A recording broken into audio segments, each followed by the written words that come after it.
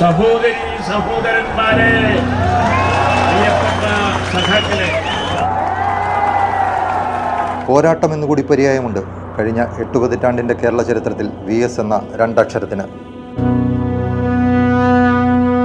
അതിജീവനത്തിനും അവകാശങ്ങൾക്കും വേണ്ടി സമരമുഖങ്ങൾ തുറന്നപ്പോഴെല്ലാം അതിൻ്റെ കുന്തമുനയായി കേരളം VSനെ ആഗ്രഹിക്കുകയും പ്രതീക്ഷിക്കുകയും ചെയ്തു.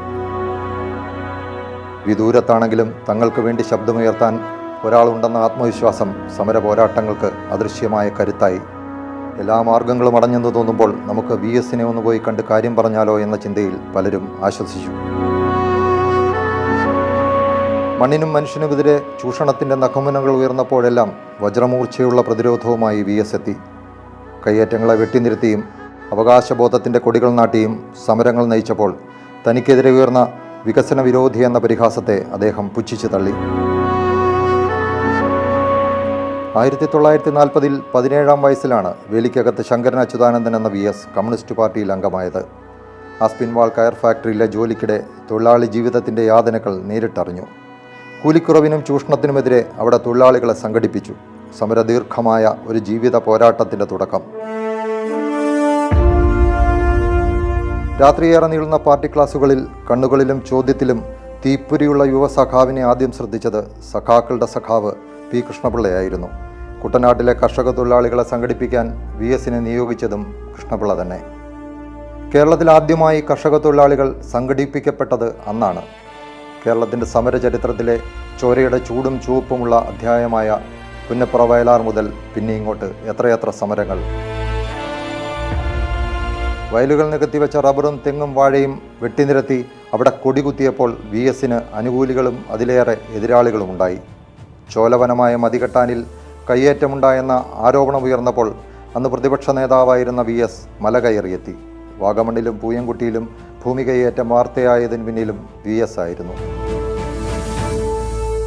2003-ൽ മുത്തങ്ങയിൽ ഭൂസമരത്തിനിടെ ആദിവാസികൾ വെടിയേറ്റ് വീണപ്പോൾ കണ്ണീരൊപ്പാൻ VS അവിടെയും എത്തി.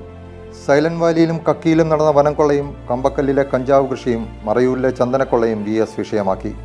പ്ലാച്ചിമടയിലെ ജലചൂഷണത്തിനും പെരിയാർ മലിനീകരണത്തിനുമെതിരെ നടന്ന സമരത്തിൻ്റെ മുന്നണിയിലുമെത്തി. തീരാദുഃഖം പേറുന്ന എൻഡോസൾഫാൻ ദുരിതബാധിതർക്കായി VSൻ്റെ ശബ്ദമുയർന്നപ്പോൾ അത് കേരളത്തിൻ്റെ മനസാക്ഷിയുടെ ശബ്ദമായി. പാമോയിൽ, വിദ്യാഭ്യാസ കച്ചവടം, ഇടമലയാർ കേസുകളിൽ തളരാതെ പോരാടി. മുഖ്യമന്ത്രിയായിരിക്കെ മൂന്നാറിലെ സർക്കാർ ഭൂമി കയ്യേറ്റത്തിനെതിരെ പ്രഖ്യാപിച്ച യുദ്ധത്തിൻ്റെ അലയൊലികൾ എത്ര കാലമാണ് കേരളത്തെ പിടിച്ചുകുലുക്കിയത്. കിളിരൂരും കവിയൂരും സൂര്യനെല്ലിയിലുമൊക്കെ ഉയർന്ന നിസ്സഹായമായ കരച്ചിലുകൾക്ക് കാതുകൊടുക്കാൻ, ആ പെൺകുട്ടികൾക്ക് വേണ്ടി നീതിയുടെ യുദ്ധം നയിക്കാൻ VS ഉണ്ടായിരുന്നു. സൈദ്ധാന്തിക ഇടപെടലോ ജനപ്രിയമായ ശരീരഭാഷയോ ചടുലമായ പ്രസംഗങ്ങളോ കൊണ്ടല്ല VS ചരിത്രമായത്. അസാമാന്യമായ ജനകീയത കൊണ്ടായിരുന്നു. തനിക്കൊപ്പമുള്ള നേതാവ് എന്ന് ഓരോ സാധാരണക്കാരനെയും തോന്നിപ്പിക്കാൻ കഴിഞ്ഞതുകൊണ്ടായിരുന്നു. കേരളത്തിൻ്റെ ചരിത്രത്തിലെ കനൽ ചുവപ്പിൽ ജ്വലിക്കുന്ന ഒരു അധ്യായം അവസാനിക്കുകയാണ്. കള്ളവും കവടവും കച്ചവടവും നിറയുന്ന കെട്ടകാലത്തിൻ്റെ കരയിൽ ചങ്കുകലങ്ങി നിൽക്കുന്ന കോടിക്കണക്കിന് സാധാരണ മനുഷ്യരുടെ പ്രതീക്ഷയാണ് കെട്ടുപോകുന്നത്. എങ്കിലും പ്രിയ VS, ദുരകൊണ്ട കാലത്തിന് നേരെ അങ്ങ് വീറോടെ ഉയർത്തിയ വലങ്കൈ മുഷ്ടി കേരളത്തിലെ ഓരോ യഥാർത്ഥ കമ്മ്യൂണിസ്റ്റിൻ്റെയും ഉള്ളിൽ കനലായി ജ്വലിച്ചു നിൽക്കുന്നുണ്ട്.